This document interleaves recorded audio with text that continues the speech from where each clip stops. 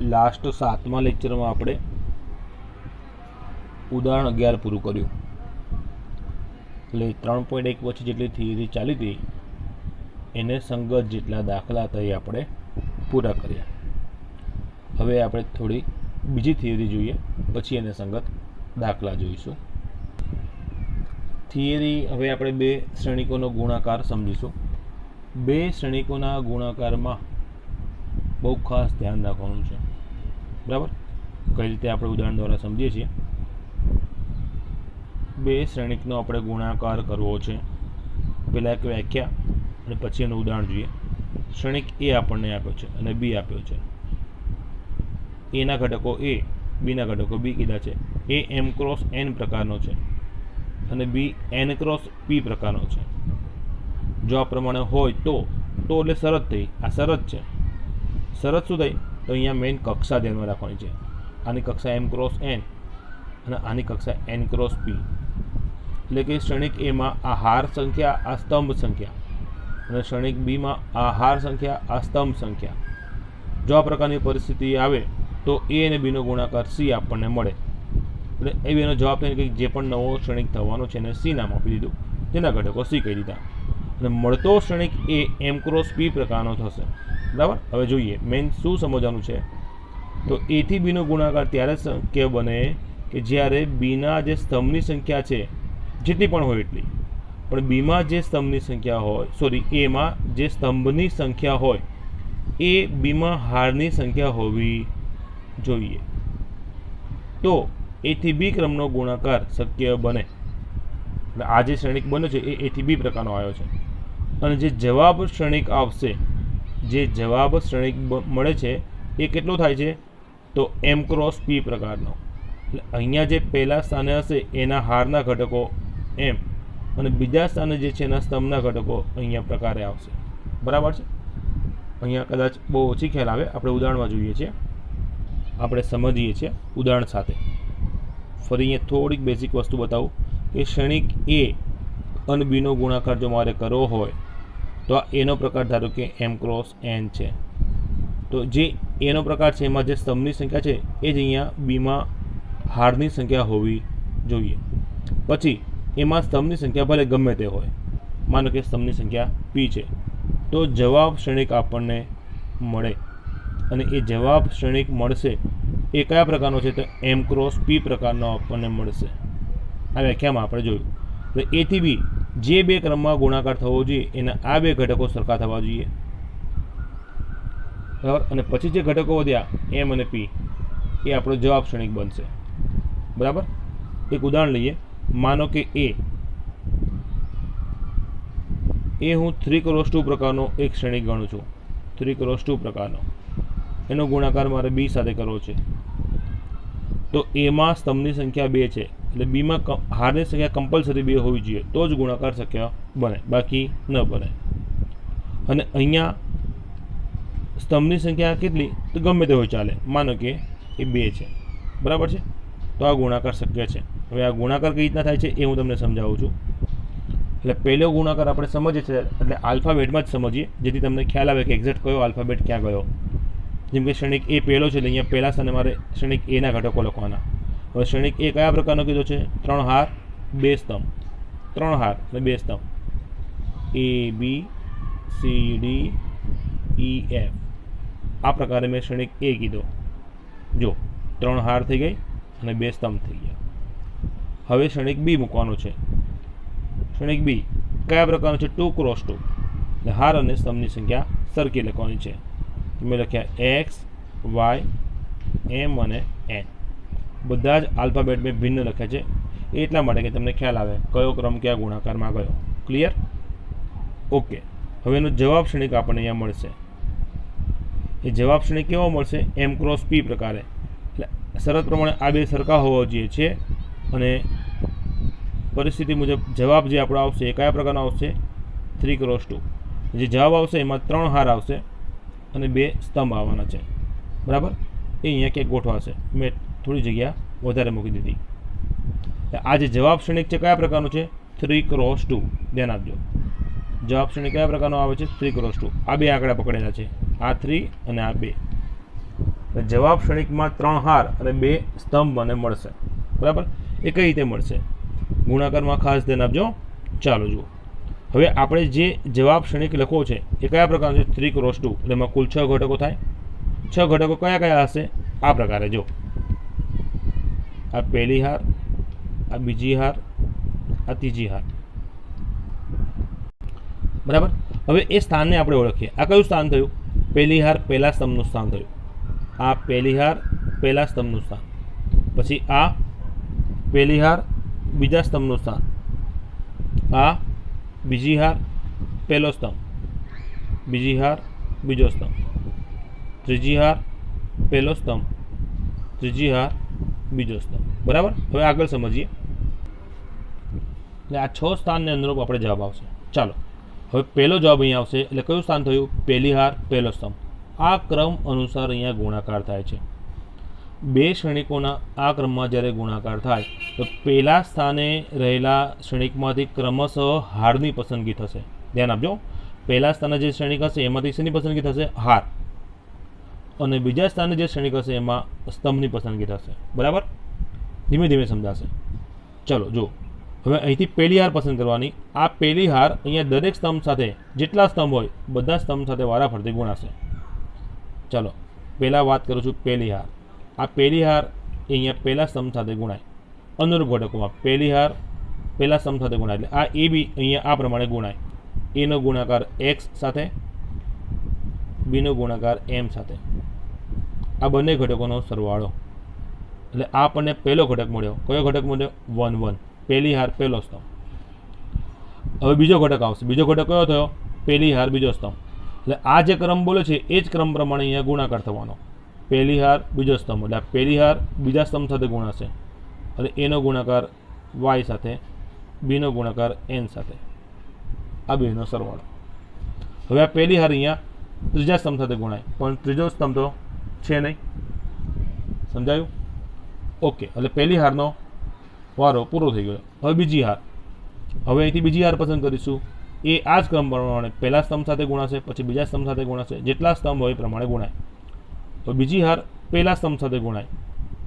સીનો ગુણાકાર એક્સ સાથે, ડીનો ગુણાકાર એમ સાથે, બંને ઘટકોનો સરવાળો. ક્લિયર? હવે બીજી હાર બીજા સ્તંભ સાથે ગુણાશે. સીનો ગુણાકાર વાય સાથે, ડીનો ગુણાકાર એન સાથે. હવે બીજી હાર ત્રીજા સ્તંભ સાથે, પણ ત્રીજો સ્તંભ તો છે નહીં, પૂરું થઈ ગયું. હવે ત્રીજી હારનો વારો આવ્યો. ત્રીજી હાર પહેલા સ્તંભ સાથે, એનો ગુણાકાર એક્સ સાથે, એફનો ગુણાકાર એમ સાથે. ત્રીજી હાર બીજા સ્તંભ સાથે, એનો ગુણાકાર વાય સાથે, એફનો ગુણાકાર એન સાથે. સમજાયું? આ પ્રમાણે ગુણાકાર થાય છે. અને પછી જે પણ અહીંયા ઘટકો આવ્યા હોય એનો ગુણાકાર સરવાળો બાદબાકી કરીને આપણે પૂરું કરી શકીએ. બરાબર છે? હજી એક બીજું ઉદાહરણ લઈ લઈએ છીએ. હવે હું આંકડામાં એક ઉદાહરણ લઈને બતાવું છું. કોઈ ક્ષણિક એક્સ છે અને એક ક્ષણિક વાય છે, બરાબર. એક્સ આપણે 2x2 ક્ષણિક બનાવું છું. એ બી સી ડી. એક્સ કયો બનાવે? 2x2. વાય કેવો હોવો જોઈએ? તો ગમે તે, પણ હાર કમ્પલસરી 2 હોવી જોઈએ. ચલો એમાં હું સ્તંભ 3 કરી દઉં છું. 2 હાર અને 3 સ્તંભ. X Y Z, L M N. એટલે આ 2x2 પ્રકાર. એક્સ કયા પ્રકારનો થયો? 2x2 પહેલો શ્રેણિક. બીજો શ્રેણિક 2x3. એટલે આ ક્રમ અનુસાર આ બંને અંક સરખા હોવા જોઈએ તો ગુણાકાર શક્ય થાય. એટલે આ અંકો સરખા છે, ગુણાકાર શક્ય. મળતો જવાબ કયા પ્રકારનો હોવો જોઈએ? તો મળતો જવાબ આ પ્રમાણે આપણને મળશે 2x3. એટલે આપણો જે જવાબ ક્ષણિક આવશે એ કેવો હશે? 2x3 પ્રકારનો. એટલે 2 હાર અને 3 સ્તંભ હશે. એમાં આપણો જે ક્ષણિક હશે એમાં 2 હાર અને 3 સ્તંભ હશે. એટલે એની જગ્યા મેં અહીંયા બનાવી દીધી. ચલો, જે જવાબ આવવાનો છે 2x3 પ્રકારનો, બરાબર. તો એના અંકો આપણે ખાલી ધ્યાનમાં રાખીએ. 2x3 પ્રકારનો જવાબ આપણને આવવાનો છે. એના અંકો કેવા રહેશે અહીંયા જોઈ લઈએ આપણે. 2x3 2 હાર 3 સ્તંભ. પહેલી હાર પહેલો સ્તંભ, પહેલી હાર બીજો સ્તંભ, પહેલી હાર ત્રીજો સ્તંભ, બીજી હાર પહેલો સ્તંભ, બીજી હાર બીજો સ્તંભ, બીજી હાર ત્રીજો સ્તંભ. આ પ્રકારે આપણે જવાબ મળવાનો છે. બરાબર ને? ચાલો જોઈ લઈએ. ગુણાકાર સ્ટાર્ટ કરીએ. અહીંયા આપણે જોયું તે પ્રમાણે પહેલા શ્રેણિકમાંથી હાર પસંદ કરવાની. પહેલી હાર અહીંયા બધા સ્તંભ સાથે અનુરૂપ ગુણાય. બરાબર? ચલો, પહેલી હાર પહેલા સ્તંભ સાથે ગુણાય એટલે એ જે પરિણામ બને એ અહીંયા પહેલી હારના પહેલા સ્તંભનું પરિણામ થાય. એનો ગુણાકાર એક્સ સાથે, બીનો ગુણાકાર એલ સાથે, અને બંનેનો સરવાળો થઈને આ એક ઘટક આપણને મળે. હવે પહેલી હાર બીજા સ્તંભ સાથે એ વાય બી એમ, પહેલી હાર ત્રીજા સ્તંભ સાથે એ ઝેડ બી એન. હવે પહેલી હાર ચોથા સ્તંભ સાથે, પણ ચોથો સ્તંભ નથી એટલે પૂરું થઈ ગયું. પહેલી હારનો વારો પૂરો થયો. હવે બીજી હારનો વારો આવશે. બીજી હાર પહેલા સ્તંભ સાથે ગુણાય. સીનો ગુણાકાર એક્સ સાથે, ડીનો ગુણાકાર એલ સાથે. બીજી હાર બીજા સ્તંભ સાથે એટલે સી વાય બી એમ. બીજી હારનો વારો ત્રીજા સ્તંભ સાથે સી ઝેડ બી એન. આ જવાબ. ક્લિયર? ને આ પ્રકારે આપણે ગુણાકાર શક્ય બનશે. જો આ શરતનું પાલન ન થાય કે પહેલા સ્થાને રહેલા શ્રેણિકની હારની સંખ્યા સ્તંભની સંખ્યા એ બીજા સ્થાને રહેલા શ્રેણિકના હાર બરાબર ન થાય તો ગુણાકાર શક્ય બને નહીં. ક્લિયર? એટલે આના આધારે થોડા ગુણાકારના ગુણધર્મો એ બને છે. બરાબર? એ ગુણધર્મો આપણે જોઈએ કે જો એ થી બીનો ગુણાકાર વ્યાખ્યાયિત હોય તો બી થી એનો ગુણાકાર વ્યાખ્યાયિત થાય જરૂરી નથી. બરાબર? કેમ? તો માનો કે આ જ આપણું જે ઉદાહરણ ઉપરનું છે એ ઉદાહરણ લઈએ કે ભાઈ આ એ 3x2 પ્રકારનો હતો અને બી કયા પ્રકારનો હતો? 2x2. અહીંયા સ્તંભની સંખ્યા હાર બરાબર થઈ એટલે આ ગુણાકાર શક્ય છે. પણ આ જે શ્રેણિક બીને હું પહેલા સ્થાને મૂકું જે 2x2 પ્રકારનો છે અને શ્રેણિક એ બીજા સ્થાને મૂકું જે 3x2 પ્રકારનો છે તો પહેલા સ્થાને જે બી છે એના સ્તંભની સંખ્યા અને હારની સંખ્યા બરાબર થતી નથી એટલે ગુણાકાર શક્ય બને નહીં. બરાબર છે? એટલે ટૂંકમાં એ બી શક્ય હોય તો બી એ શક્ય બને જરૂરી નથી. સમજાઈ ગયું? અચ્છા, એ બી અને બી એ બંને ક્યારે વ્યાખ્યાયિત થાય? તો જે અહીંયા સ્તંભ છે અહીંયા હાર હોવી જોઈએ અને અહીંયા જે સ્તંભ છે અહીંયા હાર હોવી જોઈએ. એટલે એ જો એમ ક્રોસ એન અને બી એનો જ રિવર્સ ક્રમ હોય ઊંધો, આ એમ ક્રોસ એન તો આ એન ક્રોસ એમ હોવો જોઈએ તો બંને ગુણાકાર શક્ય બને. ક્લિયર? અને જો એ અને બી સમાન કક્ષાવાળા ચોરસ શ્રેણિક હોય તો એ બી અને બી એ બંને વ્યાખ્યાયિત થઈ જાય. તો પણ બંને વ્યાખ્યાયિત થઈ જાય. ત્રીજો મુદ્દો સમજીએ. એ અને બી બંને સમાન કક્ષાવાળા ચોરસ શ્રેણિક. ચોરસ મતલબ બંનેમાં હાર અને સ્તંભની સંખ્યા સરખી. 2x2 ચોરસ થયો અને બી પણ 2x2 હોય તો એ બી કરો કે બી એ બંને શક્ય બને. માનો કે એ 3x3 છે અને બી પણ 3x3 છે તો પણ એ બી અને બી એ બંને ગુણાકાર શક્ય બને. એટલે આ પ્રમાણે બંને શ્રેણિક સમાન પ્રકારના ચોરસ શ્રેણિક હોય તો એ બી કે બી એ શક્ય બને. અને આ જ પ્રકારમાં આ જ શરતમાં એનો ગુણાકાર એ સાથે અને બીનો ગુણાકાર બી સાથે શક્ય બને. તમે વિચારો, કોઈપણ શ્રેણિક એનો ગુણાકાર પોતાની સાથે શક્ય નથી.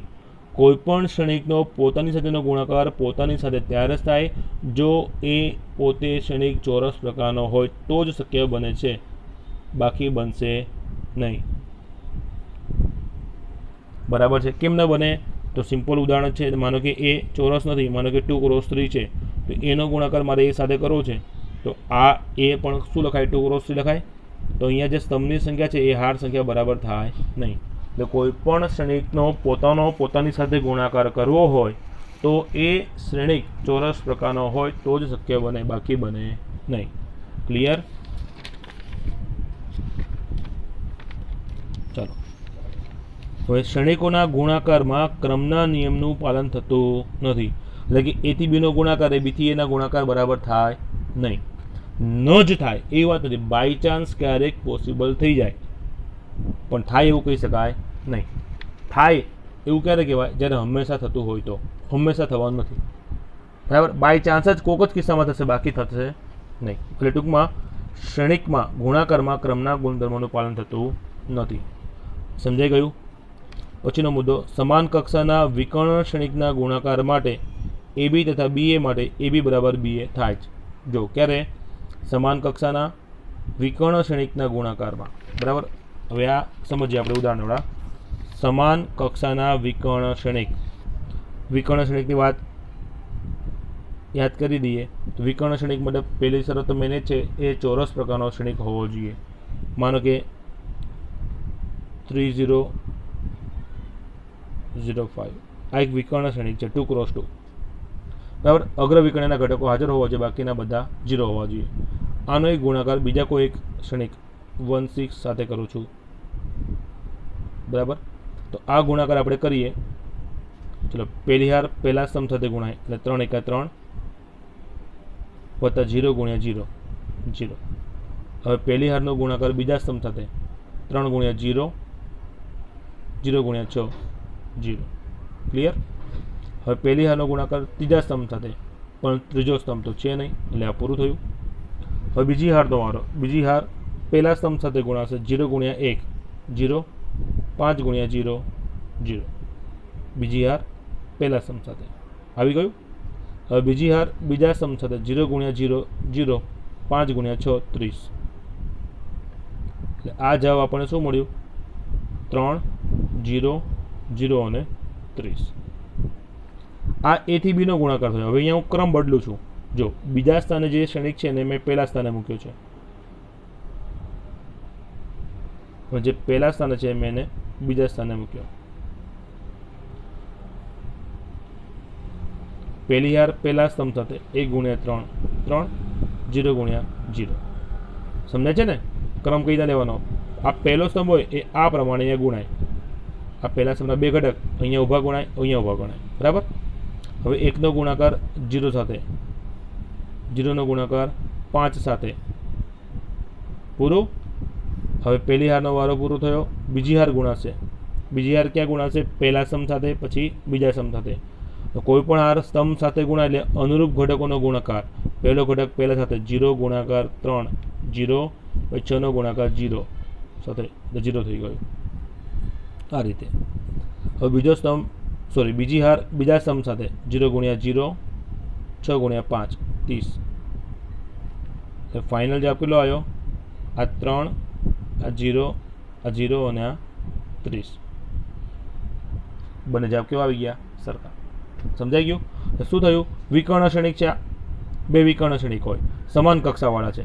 આ 2x2 છે તો આ પણ 2x2. બરાબર. એટલે સમાન કક્ષાવાળા બે વિકર્ણ શ્રેણિક હોય તો એનો ક્રમ બદલો તો એ પૂરતું એ ક્રમના ગુણધર્મોનું પાલન થાય છે. એટલે સમાન કક્ષાના વિકર્ણ શ્રેણિકના ગુણાકાર માટે એ બી તથા બી એ માટે એ બી બરાબર બી એ થાય જ. ક્લિયર?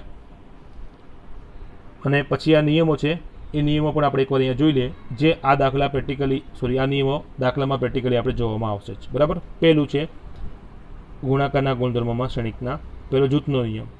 કોઈ પણ 3 શ્રેણિક એ બી અને સી માટે જો આ અને આ બંને વ્યાખ્યાયિત હોય, બરાબર, તો આ બંને પરિણામ કેવા થાય? સમાન. અહીંયા તમારે ખાસ ધ્યાનમાં રાખવાની બાબત છે ક્રમ. અહીંયા પણ ક્રમ એ બી અને સી નો જ છે, અહીંયા પણ ક્રમ એ બી અને સી નો જ છે. બરાબર છે. જૂથ ગમે તે કરો, પહેલાં એ બીનો ગુણાકાર કરી પછી સી સાથે કરો, કે પહેલાં એનો ગુણાકાર કરી પછી બી સી સાથે કરો, ચાલો. પણ અહીંયા મેઇન ધ્યાનમાં રાખવાની બાબત શું છે કે તમે એ બી અને સી પહેલાં એ બીનો ગુણાકાર કરી પછી સી સાથે ગુણ્યું, બરાબર, કે પછી પહેલાં બીસીનો ગુણાકાર કર્યો અને પછી એનો એ સાથે ગુણાકાર કરો. પણ આ ક્રમ બદલાવવો જોઈએ નહીં. અહીંયા શું થાય છે? પહેલાં ગુણાકાર એ બી સાથે. આ જવાબ મળ્યા પછી આનો ગુણાકાર કોની સાથે થાય છે? સી સાથે. પણ એ બીનો ગુણાકાર સી સાથે તમે જ્યારે કરો છો, ક્રમ આ રહેવો જોઈએ. કયો ક્રમ? એ બી પહેલા સ્થાન એટલે પૂર્વ સ્થાન કહેવાય, પછીનું સ્થાન એ સી એ ઉત્તર સ્થાન થયું. જો તમે એ બી ઇન્ટુ સીની જગ્યાએ સી ઇન્ટુ એ બી કરો તો આ પરિણામ આ એ ઇન્ટુ બી સી આ બરાબર થાય નહીં. ક્રમ બદલાવવો જોઈએ નહીં. અને એ પ્રમાણે અહીંયા તમારે બીસીનો ગુણાકાર પહેલાં કર્યો છે, પછી એ સાથે ગુણાકાર કરો છો તો એ અહીંયા ક્યાં હોવું જોઈએ? પૂર્વ સ્થાન ઉપર, પહેલા સ્થાન ઉપર જ હોવું જોઈએ. આ વસ્તુને તમે અહીંયા એ બી રાખી દો, સી પાછળ રાખો, આ ક્રમ જાળવો, પણ અહીંયા તમે ક્રમ બદલી નાખો, એને આગળની જગ્યાએ પાછળ મૂકી દો તો પણ આ પરિણામ સમાન થાય નહીં. ટૂંકમાં એ બી સી આ ક્રમ જળવાવો જોઈએ. એ બી કરીને પછી સી કરો કે બી સી કરીને પછી એ કરો, ક્રમ આ રહેશે તો આ પરિણામ કેવું રહેશે? સમાન. આ થયો જૂથનો નિયમ. બરાબર. હવે આ જૂથના નિયમમાં મેઇન શરત છે જો વ્યાખ્યાયિત હોય તો. આ ગુણાકાર વ્યાખ્યાયિત થાય તો. કેમ એવું? કારણ કે ગુણાકાર વ્યાખ્યાયિત થવાની શરત છે આપણે કે પહેલા સ્થાને જે શ્રેણિક હોય એના સ્તંભની સંખ્યા બીજા સ્થાને રહેલા ક્ષણિકના હાર બરાબર થવી જોઈએ. બરાબર છે. પ્રેક્ટિકલી દાખલામાં આપણે જોઈશું જ. અને અહીંયા વિભાજનનો નિયમ છે. બે ક્ષણિકનો સરવાળો કરીને એ સાથે ગુણો તો આ AB વત્તા AC થવો જોઈએ. પણ આ શરત ત્યારે જ પછી એ અહીંયા કયા સ્થાને છે? પૂર્વ સ્થાને. તો આ પરિણામમાં પણ એ બંનેમાં પહેલા સ્થાને હોવો જોઈએ.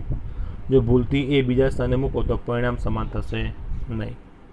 એ પ્રમાણે A + B × C કરો તો એનો ગુણાકાર C સાથે અને બીનો ગુણાકાર C સાથે એનો સરવાળો આ બંને પરિણામ સમાન થાય.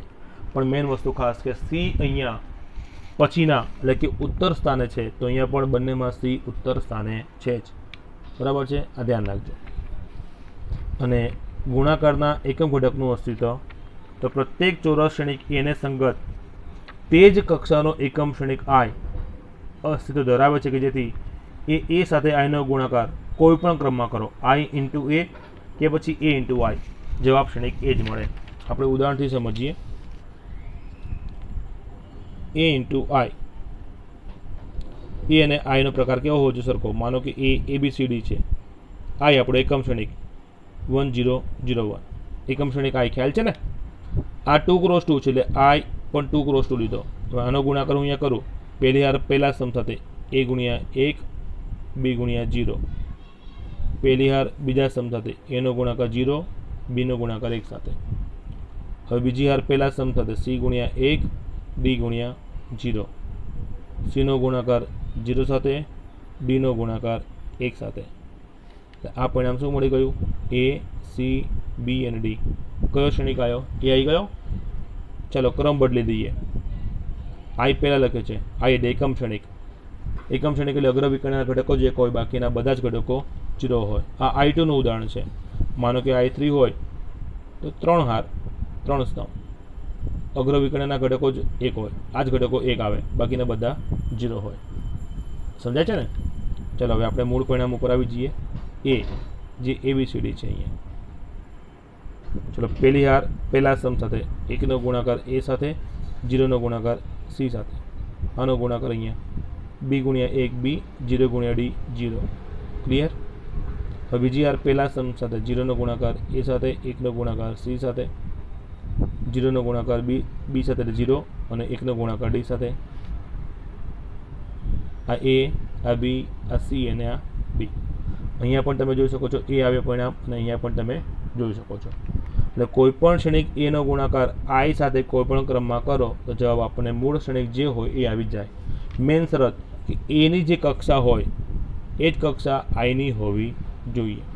અને મેન ખાસ ધ્યાન રાખજો I એ કેવો ક્ષણિક હોય છે? ચોરસ પ્રકારનો જ હોય છે. બરાબર છે ને. વધુ નેક્સ્ટ લેક્ચરમાં આપણે જોઈશું.